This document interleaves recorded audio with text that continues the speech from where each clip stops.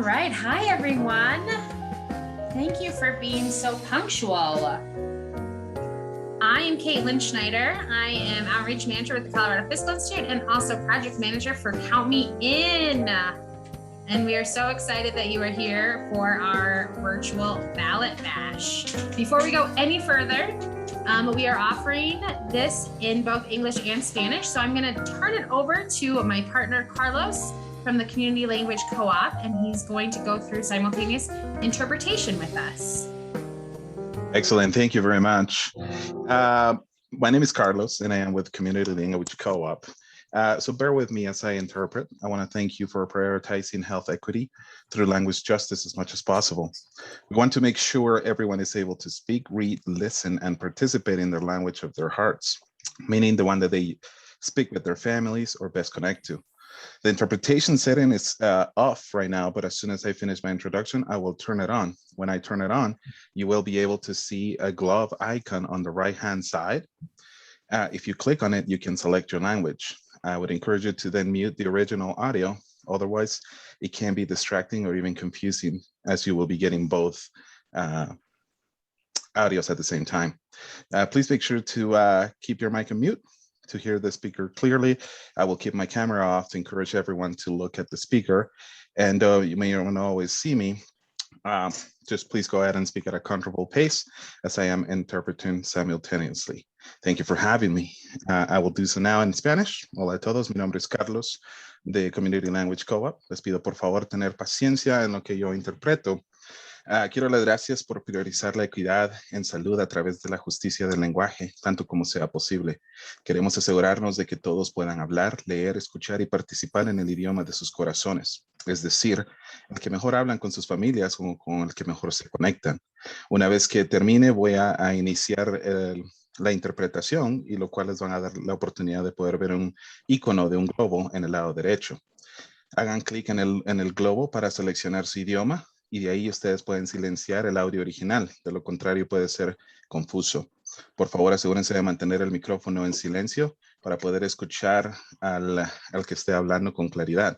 Mi cámara estará apagada para animar a todos a que vean al facilitador, y aunque no me puedan ver, hablen a un ritmo conversacional despacio para que me dé la oportunidad a mí de interpretar. Gracias por invitarme. Thank you.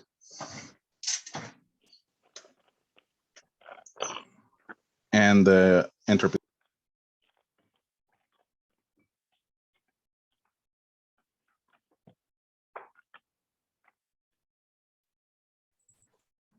All right. Thank you, Carlos. And hello, welcome everyone to Count Me In's 2021 virtual ballot bash.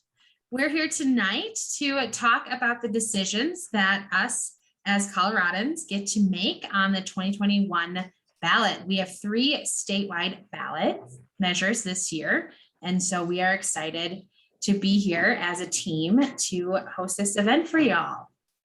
Before we go any further, let's kick this event off, and I'm going to pass it over to my colleague Louise. Hi everyone. It's really great to see you all tonight and to see so much participation in the election this year. We're really glad you could make it this evening, especially on Zoom. So thank you so much for coming. I'm going to start us off to just explain a little bit about who and what Count Me In is. Count Me In is a coalition of groups from across the state, nonprofit organizations, policy organizations, law, advocacy organizations that come together to emphasize the importance and engage the community in coming together around our elections. And so before I dive into more of that, I'd actually like to take some time to introduce everyone, and you'll see who these folks are that are a part of our coalition tonight. I personally am part of the Colorado Fiscal Institute. I'm Dawn Howard, and I am the Community Engagement Coordinator for Colorado Cross Disability Coalition.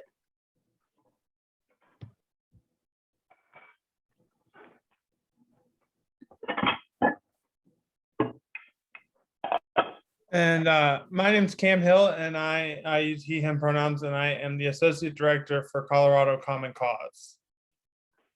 Hi, everyone. I'm Alex McHenry. I use she, her pronouns, and I'm a Senior Program Manager with Community Resource Center. And hello, everyone. I'm Caitlin Schneider. I am Outreach Director with the Colorado Fiscal Institute. Hi, everyone. My name's Jillian. Good Winborn. evening, everyone. Esther Turcios, she, her, ella pronouns, also with the Colorado Fiscal Institute. Hi, my name's Jillian Winborn. I was formerly with Together We Count Census Engagement and now am on my own. Awesome.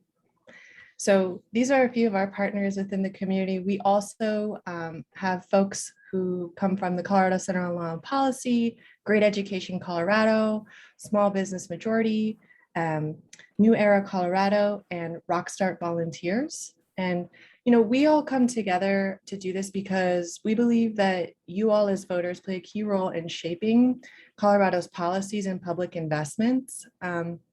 And the best decision makers are informed and educated on what's on their ballot.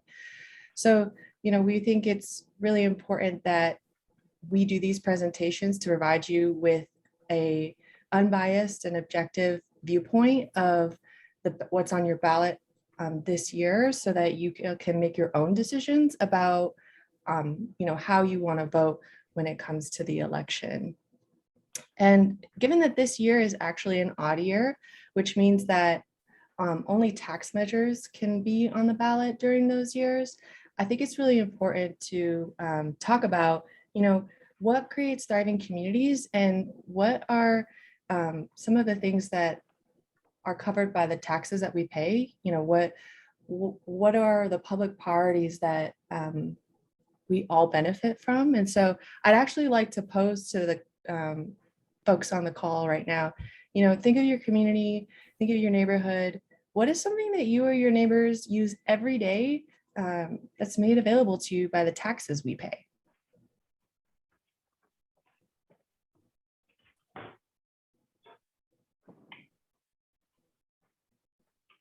Gotta shout it out. Any takers?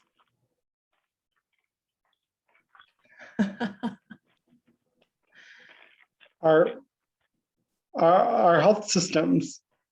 Yeah, open space. Health systems. Yep. Yeah. Yeah, these are all really important parts of, the tax system and what they cover for us, the things that they can create for us as a community. I myself personally really value the bike lanes and the pedestrian lanes that we have in, I live in Boulder, so I get to be able to use that and bike everywhere and get to where I need to go really easily and enjoy the open space as well. So thinking about these, right, I think it's, when we're talking about tax measures on the ballot, it's really important to keep that in mind when we're making decisions about the taxes we pay, because they wouldn't be possible without our tax dollars, right? So given that, let's think about, what are the types of taxes that exist, and, what do they support in our communities? In Colorado, we primarily have three types of taxes. There's sales taxes, there's property taxes, and there's income taxes. Sales taxes typically are taxes on products. And it's important to think about who pays these taxes, right? Because, we have these things that are funded by our taxes, but it also matters who pays, how much, is it equitable? Is it something that's actually supporting our community and solving a problem, or is it doing something else? So, state taxes help provide state and local dollars for community investments, and then property taxes fund schools and local things like libraries and fire districts, right? And then income taxes provide a lot of state dollars to fund things across the state like public education, higher education, corrections. They help provide public health services and much more. So, when we're thinking about what's on our ballot, it's really important to keep in mind, what does it cover and who pays? With that in mind, I'm going to pass it off to my colleague, Dawn, and she's going to go into more of how our decisions affect our local communities.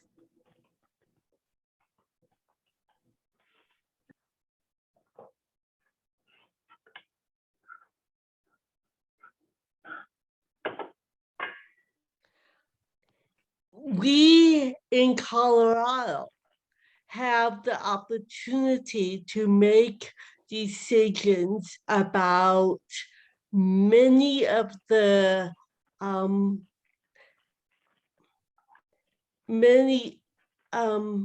we get to decide through the ballot how taxes are used and what is paid for. We have used our voices to fund GoCo Colorado, funding for outdoor recreational space, paid family leave.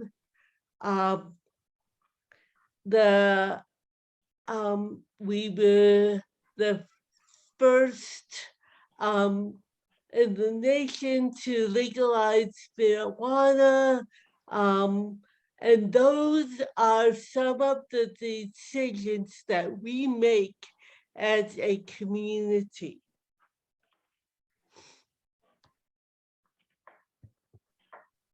So, how do we use elections to make our community stronger? We, again, through our ballot, we make big decisions. Sometimes they seem like it's a lot to learn about, and it's hard to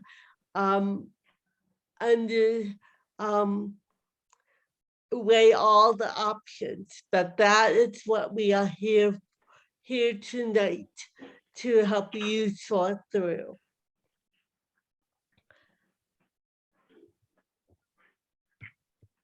Referred measures are lettered amendments, and they must receive 2/3 of the majority support in both houses of the state legislature to get on the ballot. The legislature referred measures are lettered propositions that create new laws which require a simple majority in both houses to get on the ballot. And when you go to the grocery store, and people are collecting signatures, they may seem like a nuisance, but it's part of being an involved citizen, and that is how citizen initiative measures are put on the ballot through a signature gathering process. The citizen initiative measures that change or amend the Constitution are numbered. And right now, 124,632 ballot signatures have to be collected from Colorado voters. And the number changes every 4 years, and it's calculated by 5% of the total number of votes cast for all candidates for the office of Secretary of State from the previous general election.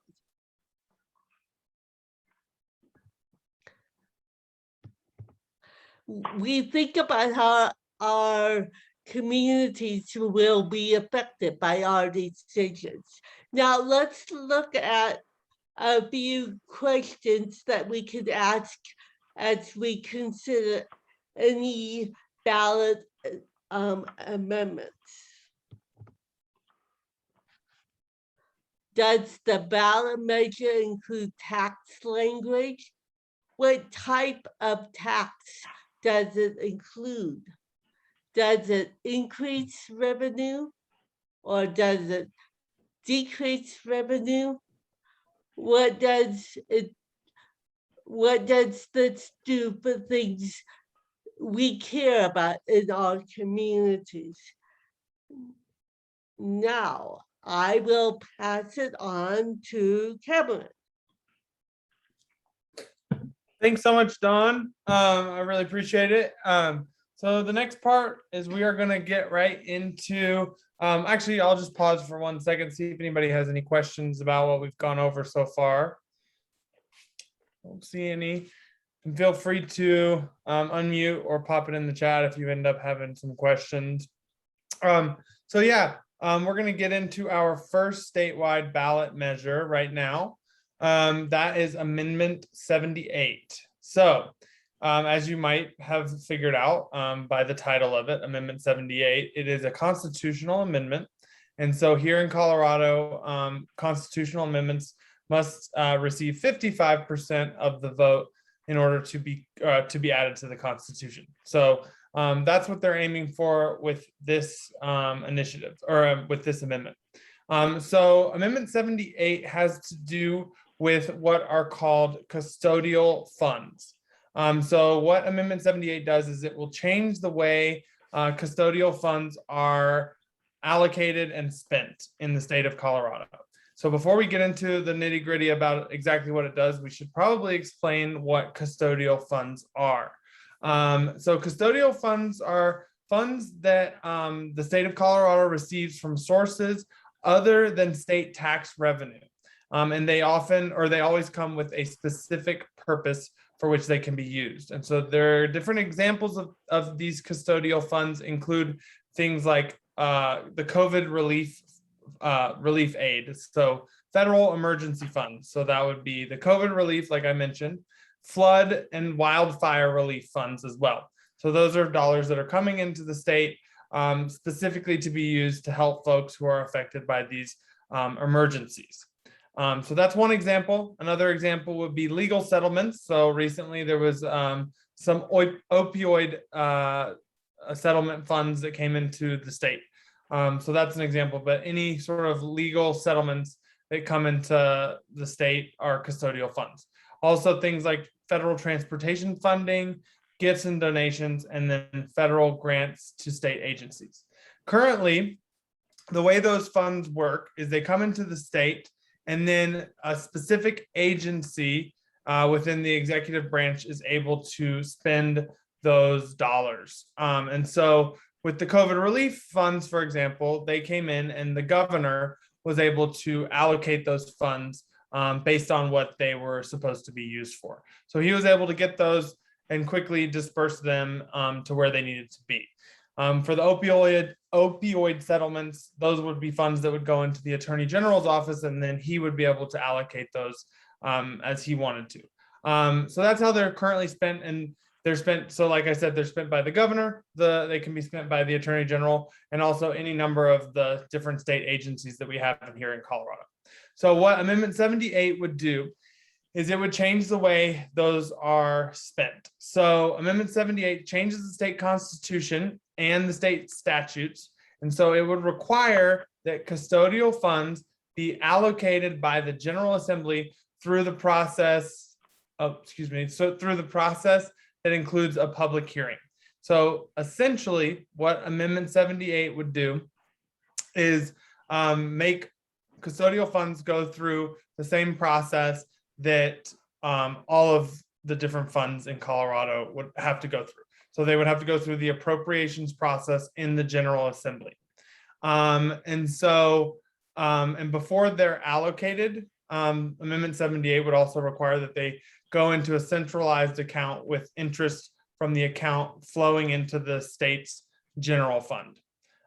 So that probably all sounded quite confusing to everybody. So to put it a little bit, so basically what it means is if Amendment 78 passes, custodial funding must go through the appropriations process in the General Assembly. So instead of the governor or maybe other folks in different state agencies deciding where to spend those dollars, custodial funds would have to be would be spent by the General Assembly, so our state representatives and state senators. So a couple things about Amendment 78, things to think about. So what are the fiscal impacts? So beyond the fact that now custodial funds are going to be appropriated by the General Assembly rather than the governor and state agencies, how much money is that gonna cost taxpayers? Because as you may know, anytime there's a switch in how government operates, that usually means that there's going to be some type of money either spent or maybe saved, but oftentimes it's spent if you change the way things are done. So the fiscal impacts of Amendment 78, legislative staff estimates that they need to bring on new employees to implement the measure, and that would cost about $1 million, I think, annually. And then because custodial funds would be placed in a new interest-bearing fund, the measure could result in interest earnings for the general fund. So those are a couple of fiscal impacts that may occur as a result. So let's see, next slide, I think. All right, so let's talk a little bit about who is behind this. So Amendment 78 was put on the ballot by someone named Michael Fields, and he leads an organization called Colorado Rising Action. And this is a conservative organization that is also behind another one of the ballot measures that you're going to learn about later today. But they're often often do ballot measures that are aimed at lowering taxes and things like that. The name of it is the Committee for Spending Transparency. So they're the one leading the Yes on 78 campaign, and Michael Fields is their registered agent. And right now, or that's the one that got it onto the ballot. And right now, officially, there are no committees that are supporting or opposing the measure. So there's no active opposition or active support for the campaign right now. All right. So let's get down to exactly what this means for you when you're voting. So a yes vote means that now the General Assembly, the state legislature, will allocate all custodial funds that come into the state and requires that those funds be deposited into a new fund. And a no vote would not change the way that custodial funds are spent. So nothing would change about custodial funds. They would continue to be allocated by the governor and other state agencies, and nothing would change. So I think now we just have a few minutes for questions, and then I'm just gonna take us through that flow chart and think about, well, how this amendment might affect our communities. So does anyone have any questions about what is Amendment 78, what it does, or anything like that? Feel free to unmute or throw your questions in the chat. Yeah, so I'd like to know, what is the perceived issue with how it's currently set up? Why would we want to change it? So I'm sorry. No, go ahead. You're saying it's going to cost $1 million, right? Mm-hmm. Yeah, I mean, so yeah, it seems like we need to have a problem to want to change it. Sorry. Right. Yeah. So I mean, I can't speak for what the folks that went out and got the signatures for this, but I would say that, like, their argument may be that there needs to be more oversight of the funds, and this will mean that there's more folks involved, and like there's the adding of the public hearing, I think, may make them think that it's a more transparent process, and so that might be what's behind the measure. But as far as I can't speak exactly what their motivations were, but I would say it's probably, I think that their committee name is something, spending transparency. So I think that's sort of what their objective was there. All right, thank you. Any other questions? So Cameron, I don't know if this is the space or if the next section about impact is the space, but I wanted folks to sort of think about the timing aspect of this and the impact of, if money flows in, months and months from when the legislature is scheduled to convene. Yeah, and actually, thanks, Michael, because I meant to bring that up, and I was going to talk about it a little bit in the next slide, but that's a great segue. Is yes, so something to think about here is that when you require funds to go through the appropriations process, that means it has to be done in our General Assembly, and our General Assembly only meets and is in session from January until May. So that's only 5 months at the beginning of the year. That's why, they approve a budget by the end of May, and then that's how our government runs until the next May, right, for a year. So if you throw in this extra step where the General Assembly has to appropriate the funds and have a public hearing, a couple things could happen, and that's what is sort of unknown about this amendment, is it could require there to be a special session called where they would have to go through the appropriations process, and that would actually probably cost more money than that $1 million fiscal note to hire staff, because holding another session requires a lot more money because you bring in a lot more staff who has to run the session. You have to bring legislators back. And so you're paying them per diem rates and all that stuff. So that's definitely a thought. The alternative could be that they have some sort of way to operate outside of session to do the appropriations. But again, that's something that we don't know the answer to. So I think you're right, Michael. It's a timing thing. I think, it would, and anyone who's watched the budget process in the Capitol does know that it is often cumbersome, and there's a lot of back and forth. And for folks whose home has been burned down in a wildfire or who have lost their job due to a pandemic, they don't really have time for the politics of an appropriations process. So I do think you're right. There is something to be said about the timing there. And so, yeah, so that's where we, and actually, let me stop. Does anyone have any other questions? Because that was a great question. So I'd love to hear some more. And there is a question in the chat, and it says, if this goes through the appropriations process, would this push up against the Tabor limit? So meaning, would this be added to what would take us to the Tabor limit? Caitlin, I think you should answer that, but I think it's no, right? Correct. It would not. Yeah. It is Right. not revenue that the state collects through taxes, so it would not go into the general fund and be calculated in that way, the same way. Yep. So no, luckily that isn't one thing, but yeah. Any other questions? And then I can drive us through this little flow chart. And if folks have comments while we do that. So this flow chart, as Dawn explained earlier, is something we hope that folks can use to sort of think about how these different measures will affect their communities. But for this one, it's not a tax measure.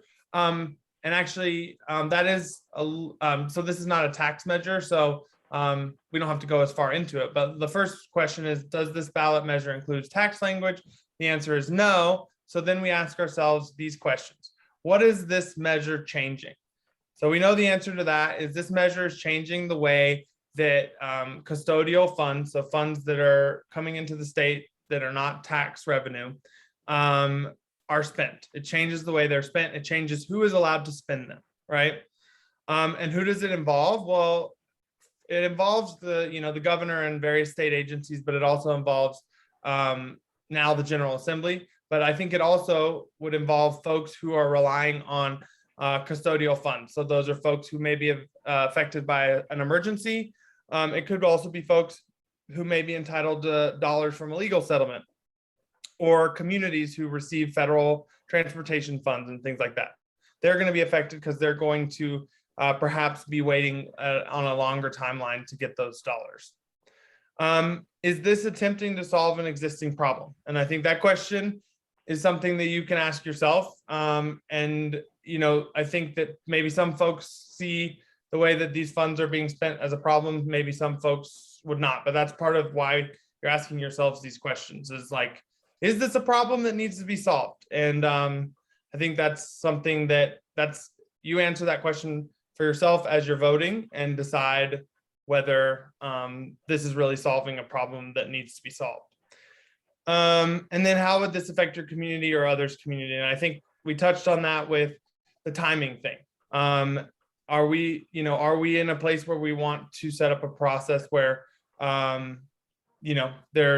we're waiting longer for funds? Or, are we seeing this as an opportunity to provide more public input on those dollars? So those are a couple things. Any thoughts on these questions about Amendment 78?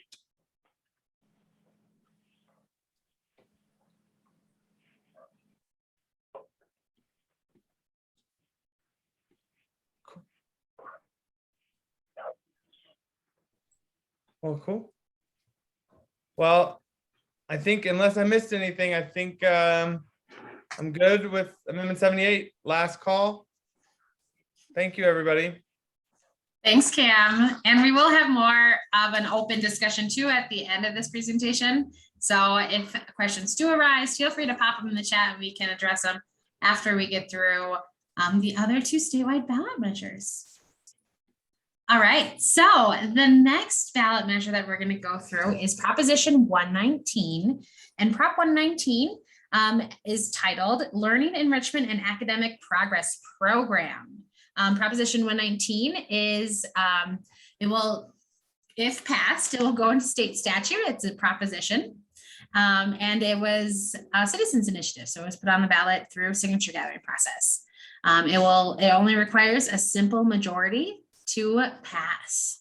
So Prop 119 would increase the state tax on recreational marijuana to fund and create an out-of-school learning opportunity program for Colorado students. So the Learning Enrichment and Academic Progress Program, or LEAP is what they call it. So this program is asking voters if we want to increase retail marijuana taxes from the 15% that it is now to 20% over the next 3 years, and also use some existing state funds from the state land trust and transfer that money into the creation of this program.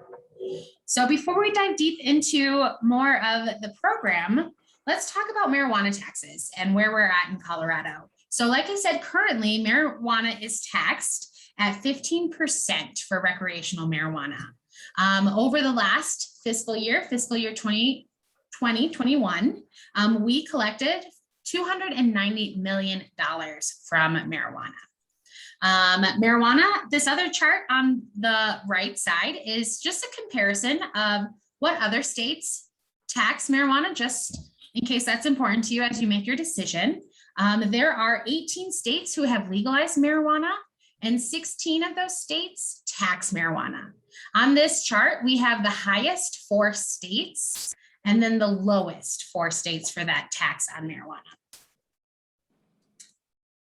So what this measure is asking Colorado voters is if we want to gradually increase our sales tax on marijuana from the 15% to 20% over the next 3 years. So meaning that in 2022, it would increase to 3%, or it would increase by 3%. So it would be 18% tax on marijuana. 2023, it would be 4% or 19% total. And then in 2024, it would be an extra 5% or 20% total. The revenue that is collected from this new 5% tax or 3% or 4% tax, depending on the year, would all go in to fund the out-of-school learning opportunity program, or the LEAP program, that we'll talk about in just a minute. All right, I'm going to now pass it off to Alex, who's going to talk a little bit about these out of school learning enrichment opportunities. Awesome. Thanks, Caitlin.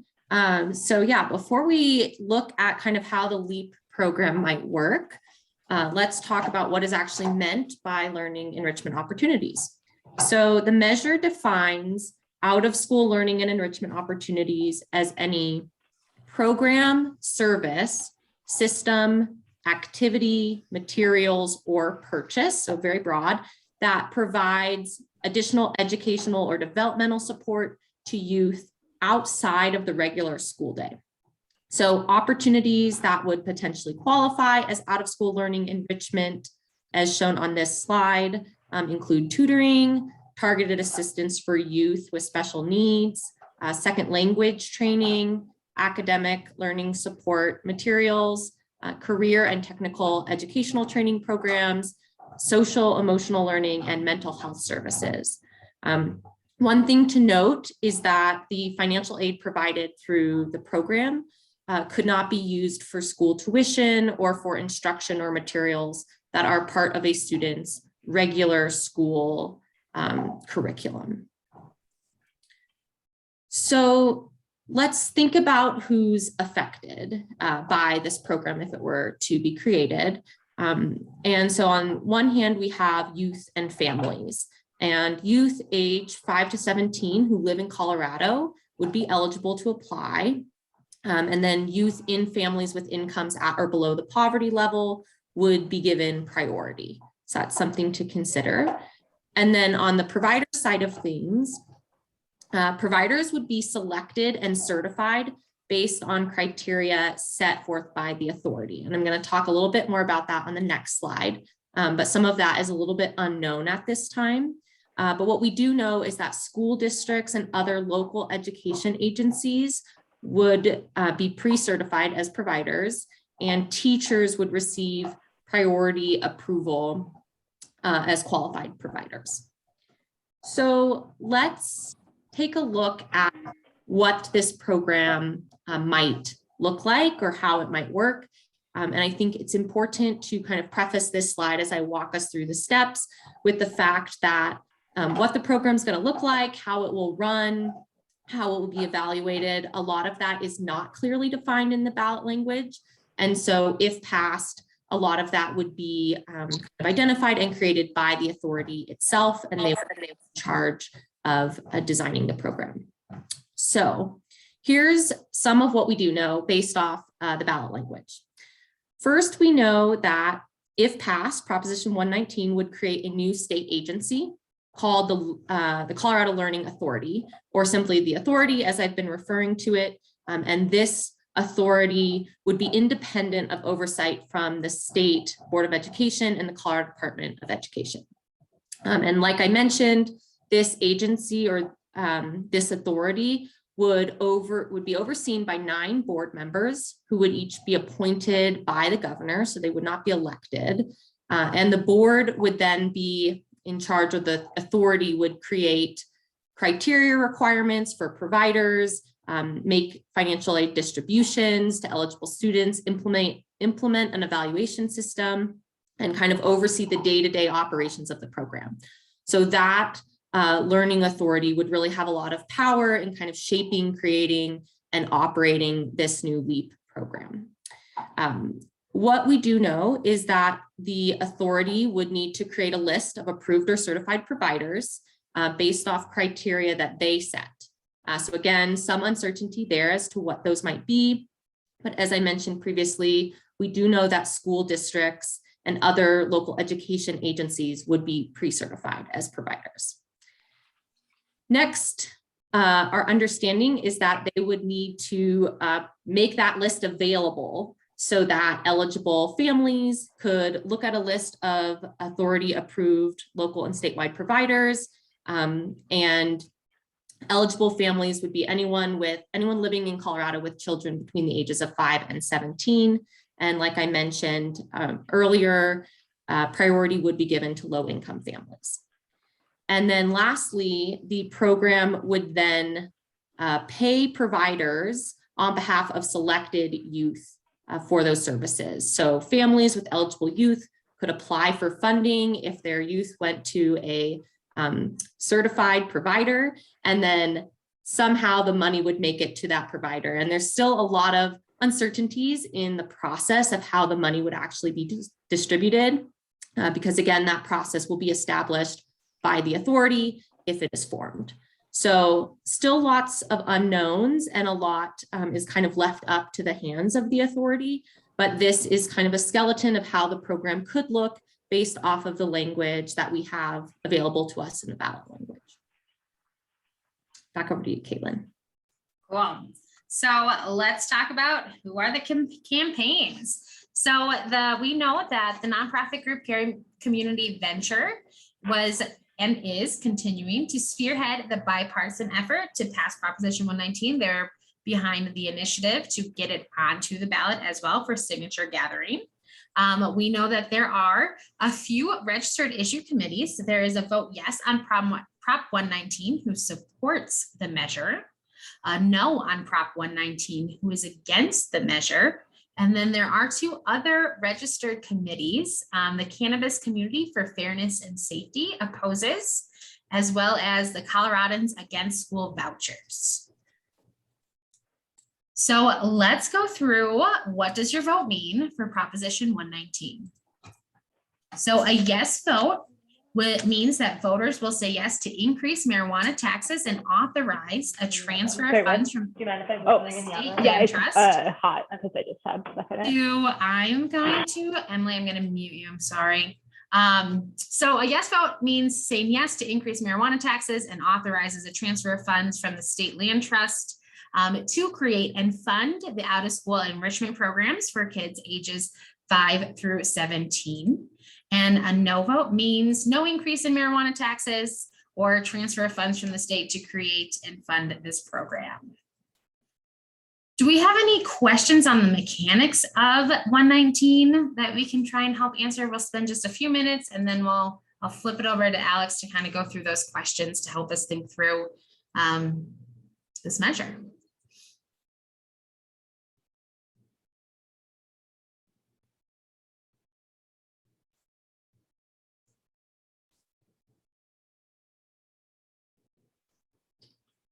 All right, if you think of any, we will have some time at the end for more discussion.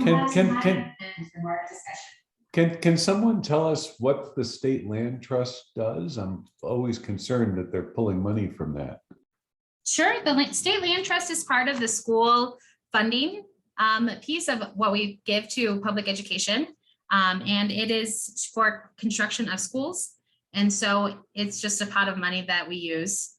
So it would be moving some money from that pot of money to administer and create this program to help that. It's about $20 million that would be moved. So Caitlin, this is Michael. Hi, Mike. So that actually clarifies it and makes me think about a few things, because I was under the impression that not only was it governing what was built, but also governing per pupil funding as well. Is it only governing the construction piece of new schools? Not that that isn't crucial either, but. That's a great question, Michael. I'm gonna have to dig into it a little bit more. Our expert is not on the line about the state land trust, but hold on, let me look into it and then I can answer it when we have a larger discussion. I can wait. Cool.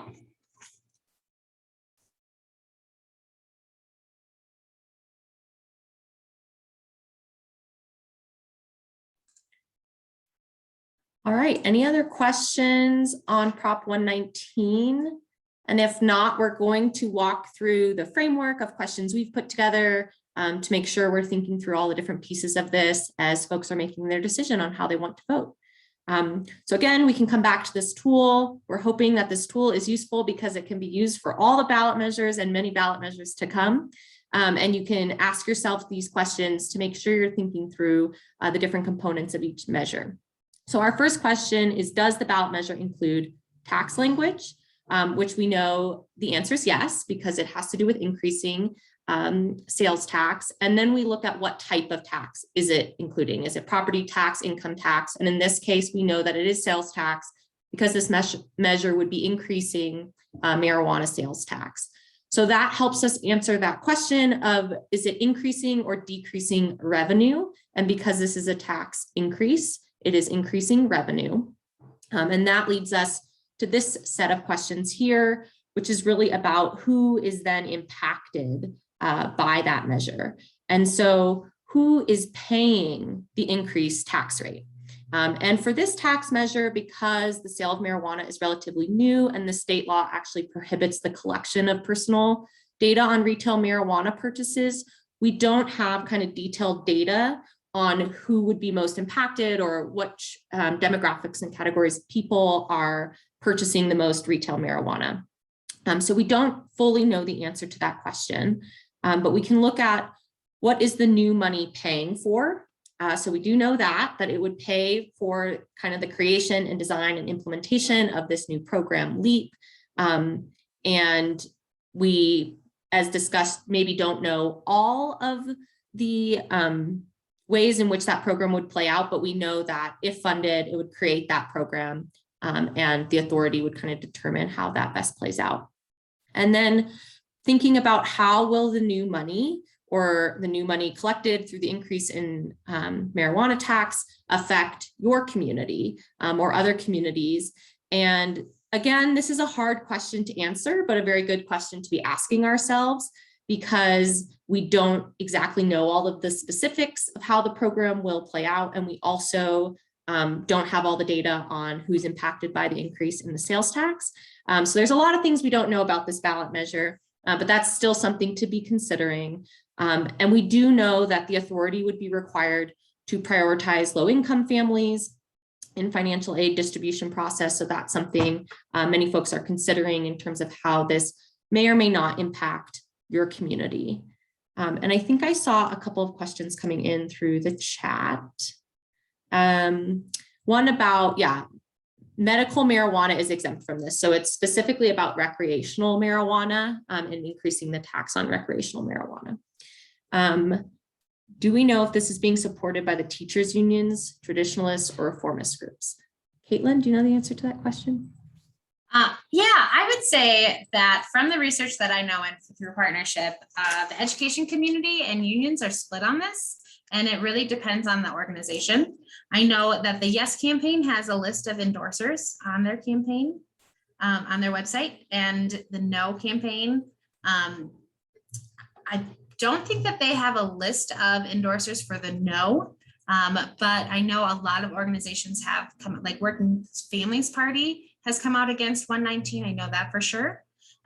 But a lot of other groups have also remained neutral on it. So I encourage you, if there's a union or other groups that you would like to know, reach out to them or check their website. A lot of organizations are putting out their positions on these statewide ballot measures. But that's a great question. Thank you, Karen.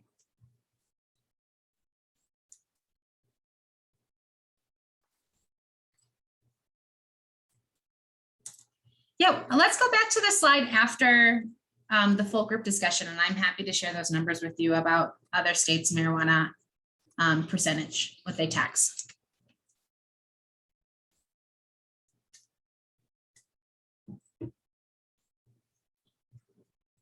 Great.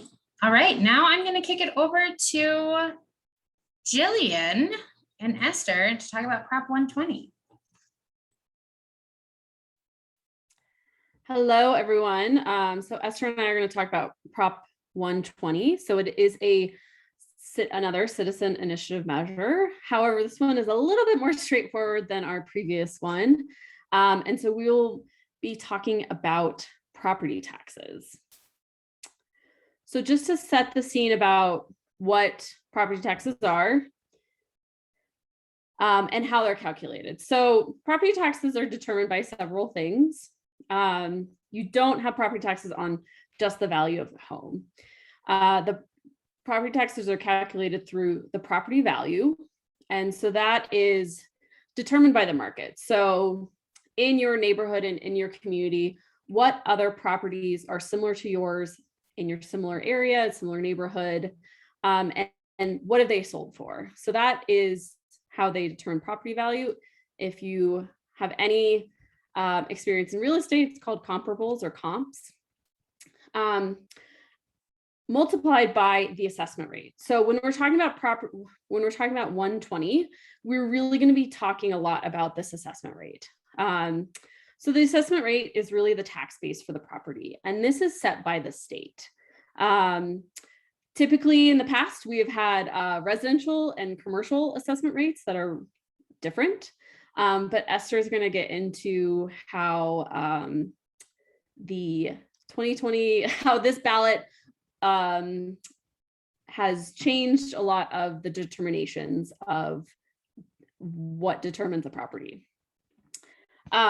Just Esther and I will mention this a couple of times, but just to note that because of the action that the legislature took during the 2021 session, the ballot measure is going to be different than the description, and from what Prop 120 will actually collect. So just as a side note. The other element of the property tax is the mill levy. Officially, a mill is $1 on $1,000, but essentially the important element to know is that mill levies are determined by local voters and local elections. A lot of times they go to schools, fire districts. It really just depends on where you live. So as you can see in this diagram, we have a $350,000 house. Assessment rate of 7.5 at 80 mills.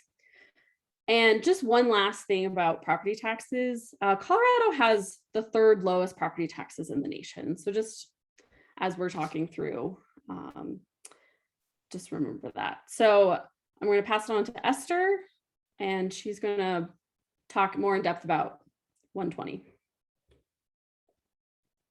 Thanks so much, Jillian. So with that quick background on how property taxes are calculated, let's talk a little bit more in depth about the changes that Proposition 120 is proposing to make. So if passed, Proposition 120 would permanently lower the assessment rates, which, as we just saw from the previous slide, the assessment rates are used in the calculation to determine the amount of property taxes paid on a particular type of property. In this case with 120, we're talking specifically about multifamily properties and lodging properties.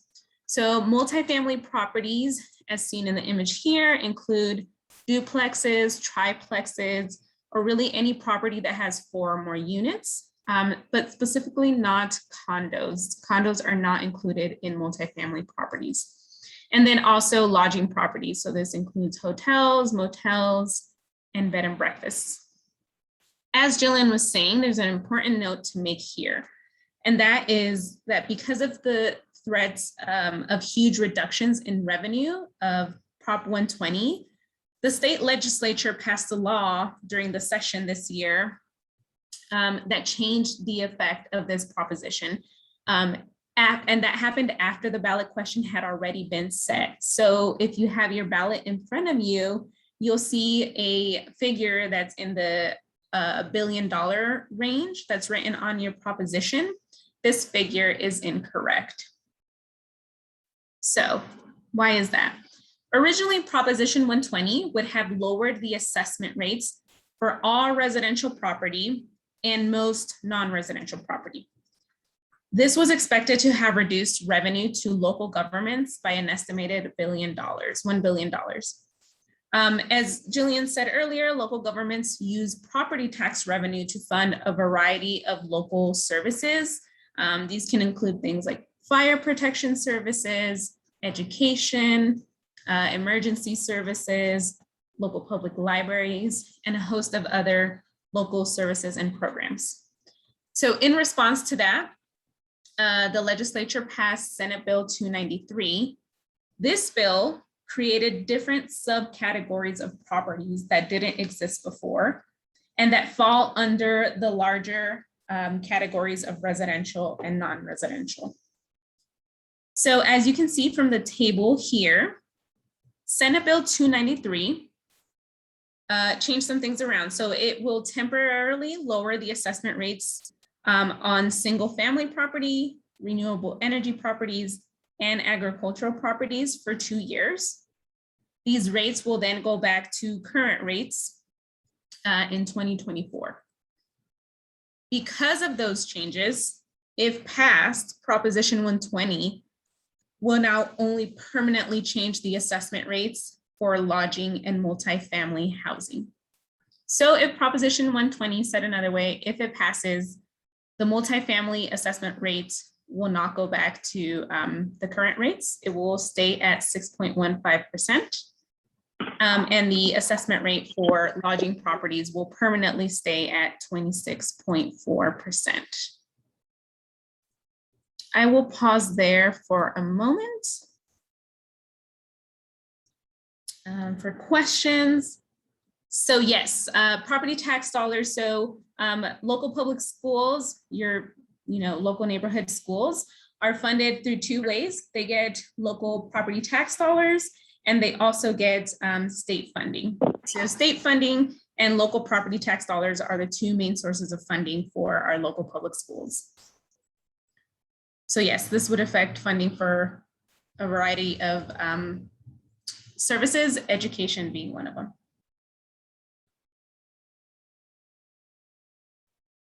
All right, please keep putting the questions in the chat if you have any. I will go on to the next slide. Michael Fields, Executive Director of Colorado Rising Action, is the person who led the signature gathering process for Initiative 27, which turned into Prop 120. However, there aren't currently any registered issue committees listed on the Secretary of State's website as either opposing or supporting this measure. But you can always visit the Count Me In website. We're continuously updating that with information for each of these measures, including the registered issue committees. But at the moment, there are no issue committees registered for either supporting or opposing this measure.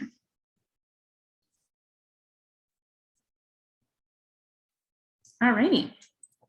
So what does your vote actually mean? So a yes vote on Proposition 120 will lower property tax assessment rates on multifamily and property and lodging properties only, permanently lower them. The assessment rates on other residential and non-residential properties will not change. A no vote keeps the assessment rates on multifamily and lodging properties at their current rates that are in law at the moment.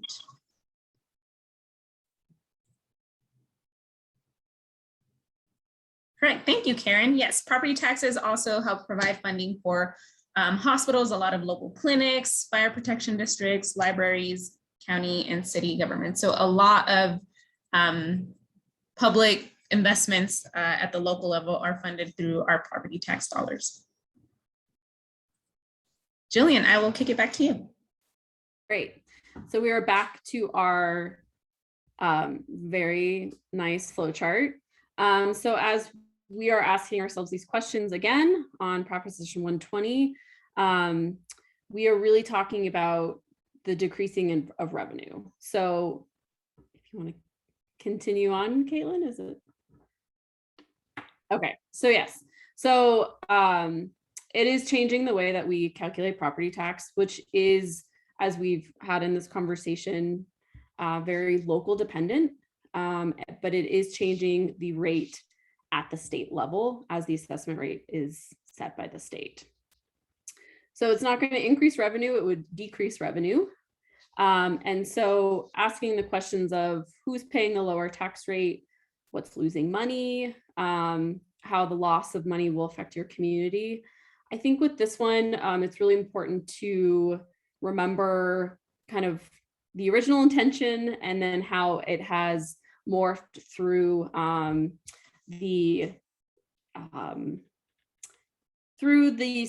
what happened with the session in 2021. So, I think there was a previous discussion of providing some relief for some homeowners, and now it is really just focusing on multifamily and lodging. So, and when we talk about the loss of money affecting I believe I have this number right. Please correct me. But Colorado would likely lose $45 million in public revenue. Again, as property taxes is so based on local levels with the mills and the valuation of your home, it will affect different communities in different ways. We can go into a little bit more about specific communities, but I think understanding that it's not going to be, it's a blanket assessment rate lowering, but the effects will be felt differently in different communities. So we're going to pause there if there are any other questions.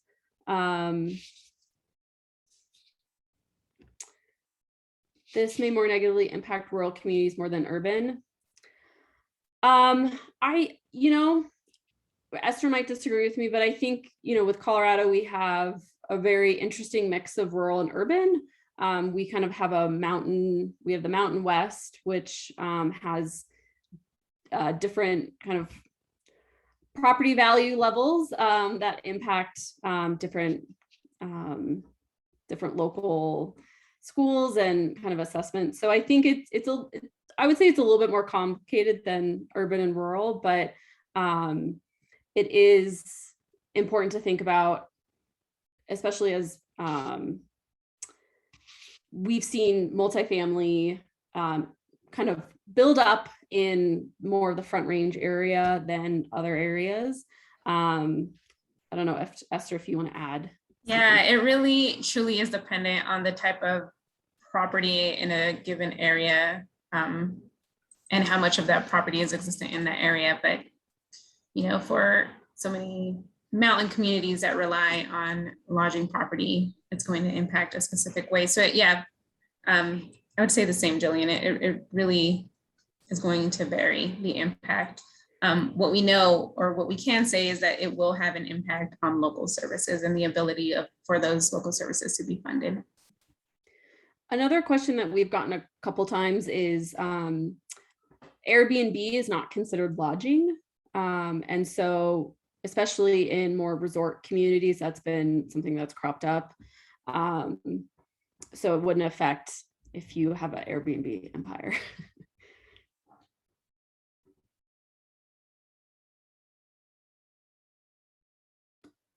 Okay, last thoughts, last questions. Everyone loves talking about property taxes. I feel like it's everyone's favorite topic.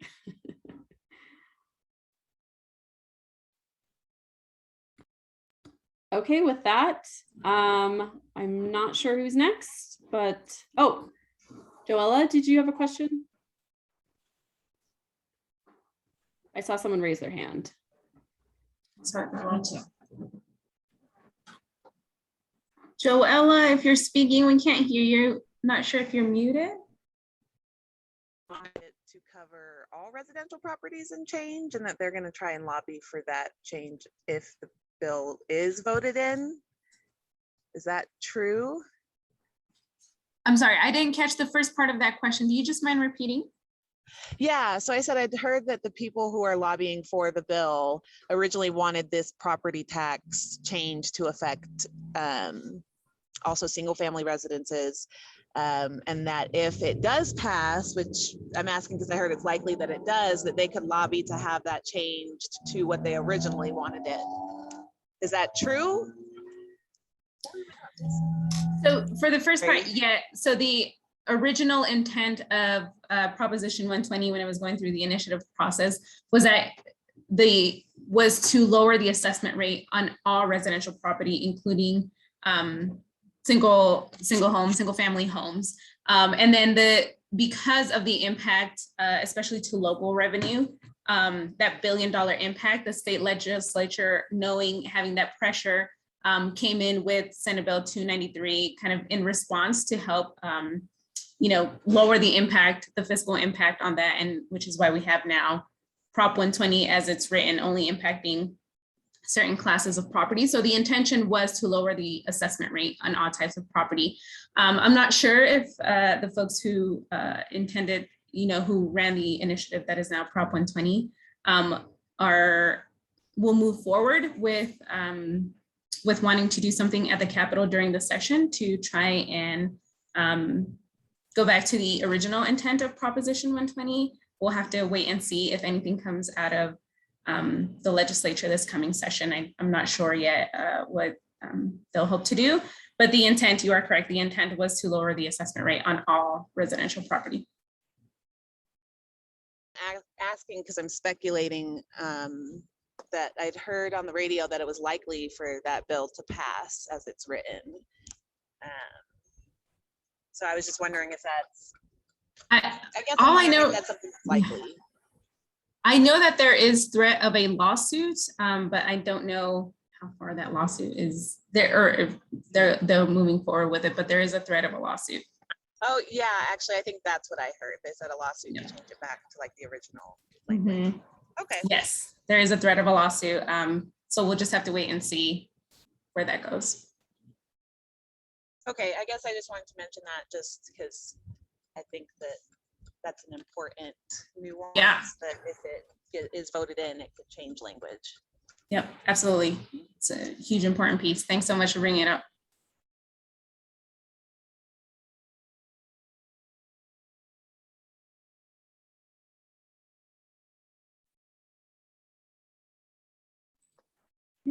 If we have nothing else, we'll have time for more questions at the end, but I will kick it off to our next presenter, Jess. Awesome, thank you so much. Hey everyone, I'm Jessica Morningfield, she, her pronouns. I'm the Director of Insight Strategies and Data at the Colorado Civic Engagement Roundtable, and I get to wrap up our session with talking about awesome sources to get information from. Of course, you can get our information on our Count Me In website. Another great source is obviously the Colorado Secretary of State website. We also have a Just Vote Colorado website that talks about nonpartisan resources and FAQs on who is eligible and how to vote, how to find your polling place, drop box, and a hotline in both English and Spanish. I'm going to drop all of those links into the chat, and we will also follow up with some of those websites as well, so then you can look to see all those resources. Also, the Colorado Legislative Council produces the Blue Book and a nonpartisan evaluation of each ballot measures, including comments from both proponents and opponents. So, you know, we've taken just one step into talking about voting and the issues that are on our ballots, but also remember that there's other local elections going on. So judges, local candidates, city council, there's city board elections, and also local ballot measures. So make sure you go to your county's website to find out more about each of those using these same principles to go through your ballot. And then don't forget the last thing, or almost last thing, is we do have an election on November 2nd. Some of you will be receiving some phone calls and text messages and some literature dropped at your door to let you know about all of these resources to find information about what's on your ballot. Just remember to update your voter registration. You should receive your ballot in the mail, hopefully. And if you have not, please contact your county clerk and recorder to make sure that your registration is updated so that you receive a ballot in the mail. And if you do not receive a ballot in the mail, you can of course go to any voting service and polling center, VSPC for short, to get your ballot, and you can still vote and register on the same day of the election. And also check out, there's probably some really great drop boxes around the state. So please also, you can just drop that into one of those drop boxes as well. Those are open 24/7 and they will be picked up on November 2nd at 7 p.m.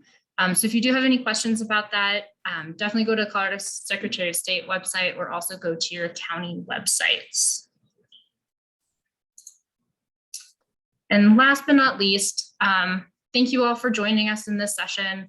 You're taking your first steps into being engaged voters. And we also have to remember that voting is just one portion of being engaged in our civic engagement framework. And that, you know, really thinking about how building and maintaining our systems and our communities is really what it is that we're trying to do, that we're trying to make sure that resources and services are built for everybody and are equitable amongst all people across Colorado. And so on this last slide, our website is on there. I'm also going to share our ballot guide that we just went through. So please please check that out and let us know if you have any questions. And now I think we have about like 10-ish minutes to facilitate any other questions that people have about either any of the amendments or propositions that we went through, or any additional questions about, I guess, the ballot. We can also facilitate those questions.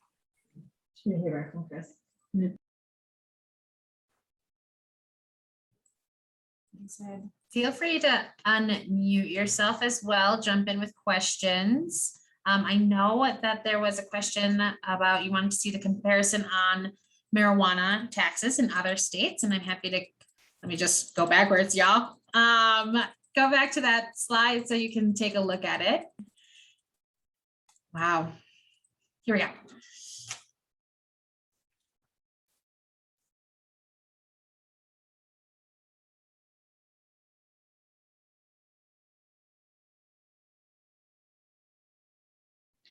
Hi, Caitlin. This is Tiffany Lee in La Plata County. Can you hear me? Yes. Yes, we can hear you. Thank you. On the Proposition 119, does that impact in any way after school programming, such as an example would be like Boys and Girls Club, those types of things that are helping students and kids after school? Is there any type of, do you know if there's any type of grants or anything like that that would be able to be available?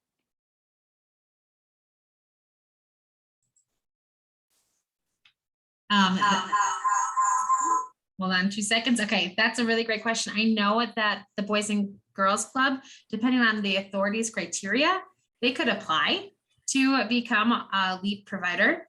And so we would have to kind of wait and see what the authority says, but I did notice that on the on Prop 119 website that Boys and Girls Club did endorse. Great, thank you so much.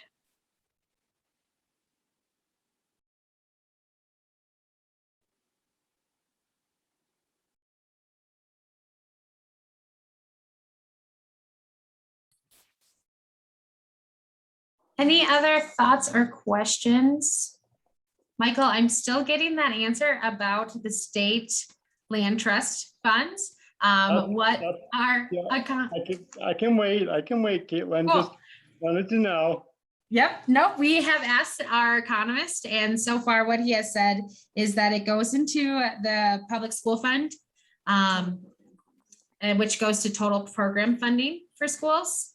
So I'm not sure if that's calculated in the per pupil funding formula. Got it.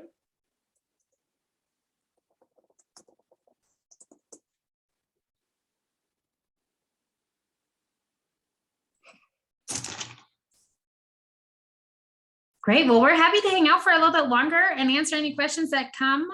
But I just wanted to take this opportunity before we lose more folks is really thank you from the bottom of our hearts for joining. Count Me In is a statewide effort that loves to partner with communities across the state. So where no matter where you are and there's a statewide election, Count Me In will be there. We put on events both as Count Me In and also we partner. And so if you are hosting a meeting, a monthly meeting, a weekly meeting, and you want to bring this objective information about statewide ballot measures and the decisions that we make as a collective, we'd be happy to join you. You can reach out to us. There is information on the website. You can reach out to myself or any one of these presenters. We're happy to share that information in a follow-up email. I'll also be sure to share our ballot guide in both English and Spanish. Feel free to follow us on Facebook, Instagram, and Twitter. I'm just doing this little plug, marketing CMI. So if you have other questions, let us know. We're happy to stay on. But for those of you who were able to join for this entire time, thank you again. And we hope that you take this information and that this session was helpful. And you can now go and talk to your neighbors, your friends, your community members about what these ballot measures mean, and really start that conversation of what does your vote mean? So thank you.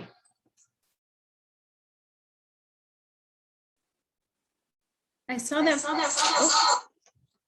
folks are sharing resources in the chat. Please do. Count Me In focuses on state measures, but we know that there are a lot of local ones, and we always are excited and open to learn of resources that support or share information and education around local measures. I live in Aurora. We don't have many this year, but I hear that Denver has quite a few. So if you have resources, please feel free to share. We're a community of sharing here. So thanks to folks for throwing those in the chat. So yes, Denver, they gave us War and Peace this year. Working Families Party is something I trust. I will note that unlike Count Me In, they will give their distinct position and skew on it. So there is that.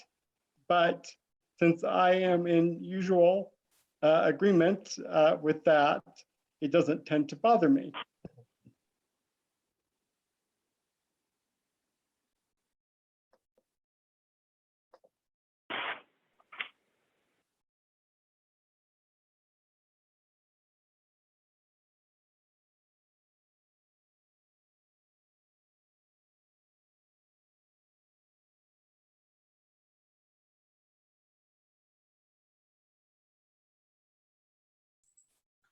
Great. Well, thank you all again. And if you do have questions, we're here. We have a team of experts. We love that digging into this information so we can help answer them. Thank you all again, and have a great rest of your evening. Count Me In team, great job. And we can chat soon.